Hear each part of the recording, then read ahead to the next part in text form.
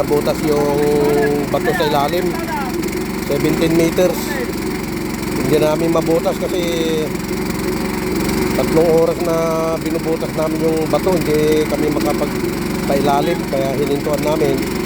Kaya yan ang kinalalabasan nyo.